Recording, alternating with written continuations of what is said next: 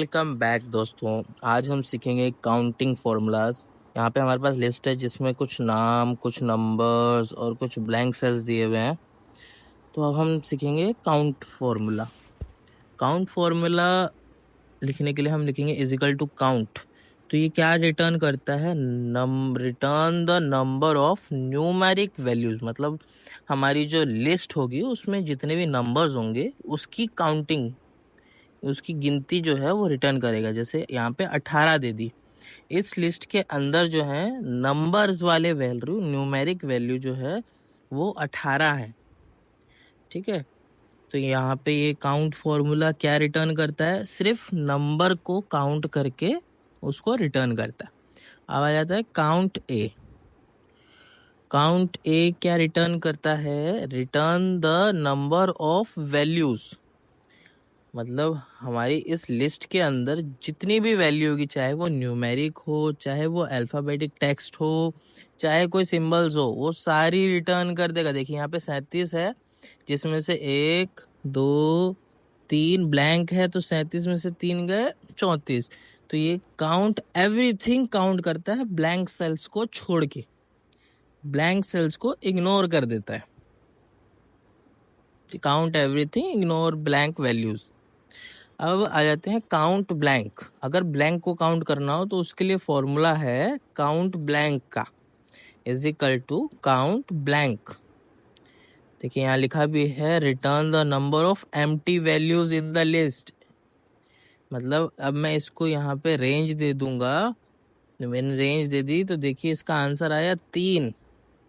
यहाँ पे 3 खाली ब्लैंक सेल्स हैं, 1 2, ठीक है, और एक 3।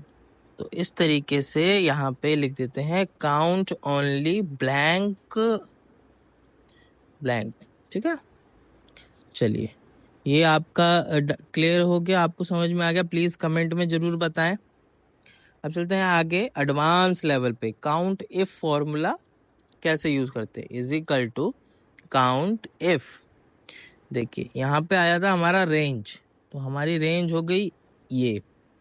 उसके बाद हमारा क्राइटेरिया क्या है? यहाँ पे जैसे लिखा हुआ है इस तरीके से क्राइटेरिया लिखना है, तो हम भी यहाँ पे सेम लिख देते हैं कि हमारे 20 से ऊपर जितनी भी वैल्यू है वो यहाँ पे आ जाए। अब 20 से ऊपर यहाँ पे 17 वैल्यू है। चलो इसको थोड़ा और बढ़ा देते हैं, यहाँ पे हम लिख देते हैं 80। ये देखिए यहाँ पे ये कह रहा है कि 80 से ज्यादा जो है वो सिर्फ 3 वैल्यू है, तो ये 3 आ गया। चलिए अब काउंट कर लेते हैं एक बारी। यहाँ पे 80 80 80 81 2 3। देखिए इस लिस्ट के अंदर सिर्फ 3 ही वैल्यू है जो 80 से ज्यादा है, तो यहाँ पे 3 आ गया। चलिए अब दूसरे तरीके से इसमें करते हैं। जैसे इस लिस्ट में जो है अपना कोई डुप्लीकेट वैल्यू है, हाँ यहाँ पे ये विवान है और नीचे भी विवान है, तो मतलब अगर मैं विवान को काउंट करूँ यहाँ पे is equal to count if इस रेंज के अंदर, मैंने रेंज दे दी यहाँ पे कॉमा, अगर विवान हो तो उसको काउंट करके दो। देखिए यहाँ पे आगे आंसर 2, मतलब इस रेंज के अंदर जो है 2 बारी विवान लिखा हुआ है, तो इसका आंसर यहाँ पे 2 आ गया। तो ये आपका काउंट इफ समझ में आ गया। चलिए अब और एडवांस चलते हैं। काउंट इफ्स, ये क्या होता है?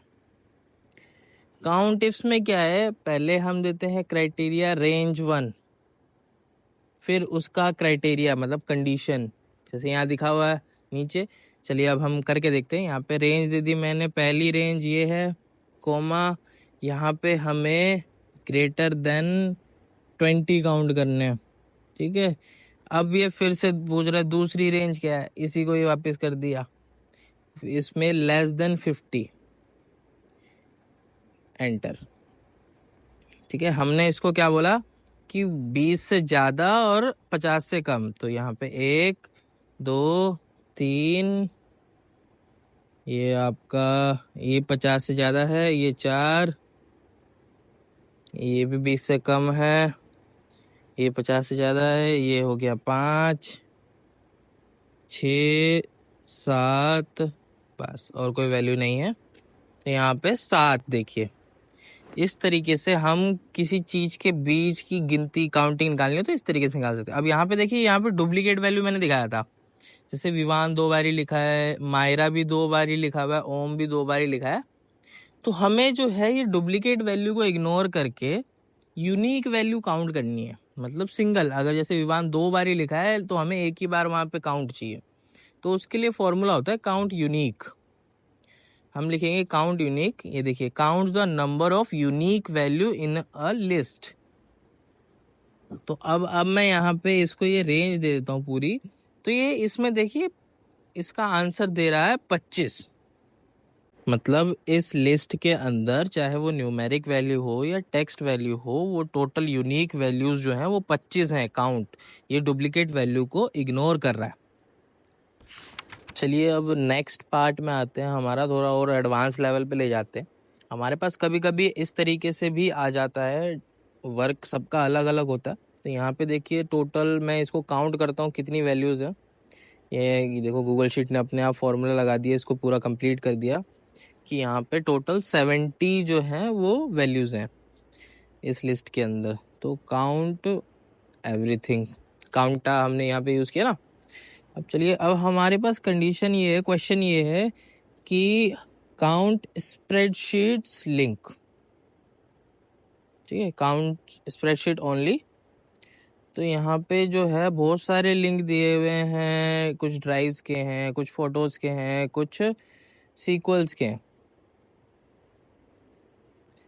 है ना। तो इसको यहाँ पे मैंने लिंक कर दिया यहाँ पे। ठीक है, चलिए अब यहाँ पे हम इसको किस तरीके से करेंगे, काउंट इफ। अब मैं यहाँ पे पूरी रेंज दे दूंगा इसको, कोमा। अब यहाँ पे आता है बहुत ही स्पेशल पार्ट्स।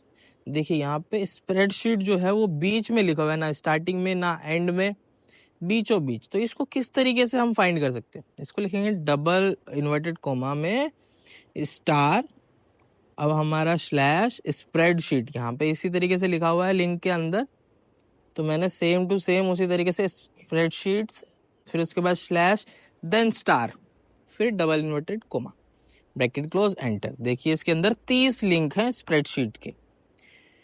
अब ये स्टार यहाँ पे मैंने क्यों लगाया, आप सब ये सोच रहे होंगे। तो मैंने इसको बोला कि देखो, आगे कुछ भी लिखा हो, स्टार मीन्स एनीथिंग, इस स्लैश से पहले कुछ भी लिखा हो सकता है। ठीक है, और स्लैश के बाद भी जो है लिंक में कुछ भी लिखा हो सकता है। बीच में जो है ना स्पेसिफिक स्प्रेडशीट है, और उसके आगे भी और पीछे भी स्लैश लगा हुआ है, तो उसको फाइंड करके काउंट करके दो। तो इसने एग्जैक्ट काउंट 30 करके दिया, इसके अंदर 30 लिंक है।